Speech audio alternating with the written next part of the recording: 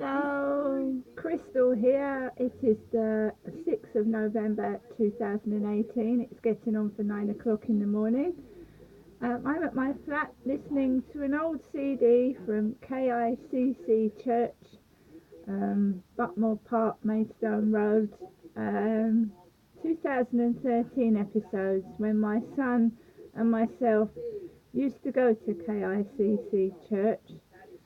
And 5 years ago, David was about 16,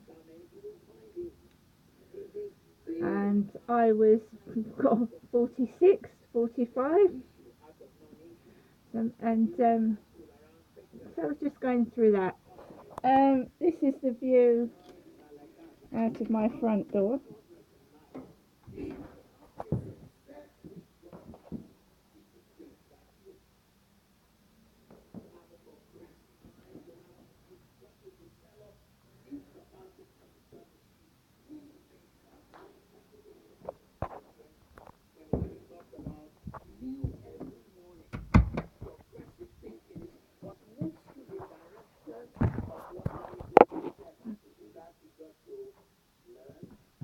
As you can see, my neighbour has left 2 bags of black bin bags full of rubbish outside her door.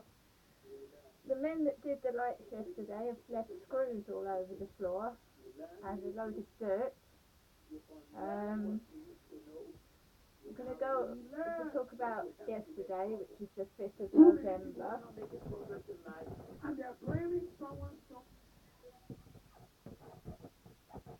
So on the 5th of November, basically I went out to the walk-in clinic at MCH Pentagon Boots because I had a pain in my eye. I'd had this pain in my eye since Wednesday. So my brother-in-law Steve, the security guard,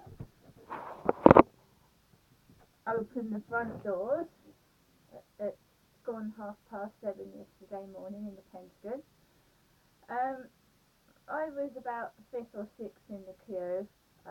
There was a tall lady with short grey hair talking to a small dark-skinned lady, having a good chat. Baron Costas, who I wrote about in my diary, was first in the queue, and this time his name was David Costas. So we got in, told the receptionist what was wrong, and waited to see a doctor.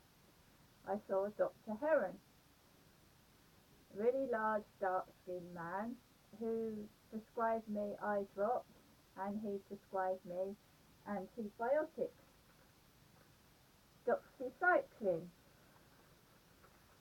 which are green, and I have to take one this morning, so I take one in front of you all now. Antibiotic. For me,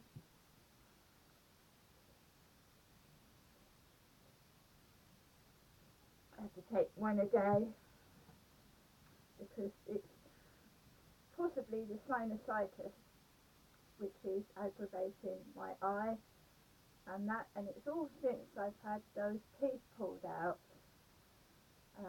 So I've got to go back to the hospital late November because I may need surgery. Something is continually infecting my sinuses ever since I've had my teeth extracted. So I left there, went to the Boots pharmacy. The chap told me they didn't have the eye drops to try another chemist, so I took the prescription. Then I had an eye test because I thought I might have a foreign object in my eye. I was worried there was something stuck in it. And so I got seen by a Turkish ophthalmologist, a male Turkish ophthalmologist who had a twisted front tooth like me. Not as bad as mine, but he had a twisted front tooth. So I went through all the eye tests. He put dye in my eye, moved it up and down, lifted my eyelid back, said I had a couple of crystals stuck in my eye and they would go away on their own, but some gel might help ease the discomfort. Then a Polish lady, very pretty, covered in makeup, sorted me out a pair of glasses, which I'm to fetch in November. Um, so I came out of Boots okay, wasn't cross, still sore, felt like I was being made fun of because the doctors went like that with my nose in the doctor's surgery, so I looked like a pig, that sort of thing. I was being made a fool of and made fun of. Um, and I said about the menopause, and the doctor laughed. It can't be the menopause. I'm 50. It can't be the menopause. For some reason, people don't believe what I'm saying. I had trouble in the library, logging on in the afternoon, and I was really badly, rudely treated in Chatham Library by a small blonde receptionist with glasses who looked at me when I said I couldn't log on the computer because it said I'd used up all my minutes, as if I was lying. I hadn't used up all my minutes. I'd been in the doctor's, Boots opticians, and the chemist all morning. So someone had used my card or used the number, or it was a mistake. But she looked at, and they were talking behind my back, oh yeah, some people use that to get an extra hour. If I wanted another hour, I would ask. I wouldn't do something stupid like that. So they looked at me as if I was some kind of fucking thief, liar. And she only gave me an hour. The computer went off in the middle of me doing work. So I wasn't too happy, but I still wasn't cross. And then I came home, and there was a blonde lady with a bun in her hair sat on the steps with bags of shopping, and I had bags of my own. And then later on, Dave Arnold came up the path with a lady with glasses with black hair. And she sometimes dyes it a bit blue, but she hasn't got crooked front teeth, her teeth are straight. So he was coming up the path with one of the neighbours, and her partner is Marcus. I'm on my own. And I'd also had text from Graham saying that he was going to come round, but sorry, he was truck driving in Worcester at the moment. So it's all very evil, but I'm quite happy by myself, and I'm managing by myself. But the tricks that people are getting to either make me really, really angry and to incite trouble and to make me look bad is beyond belief. I'm really a nice person that is just misunderstood and in a lot of pain. And I don't understand why all this cruelty and all this wickedness is being inflicted on me when I haven't done anything to anybody. So I've taken my antibiotic.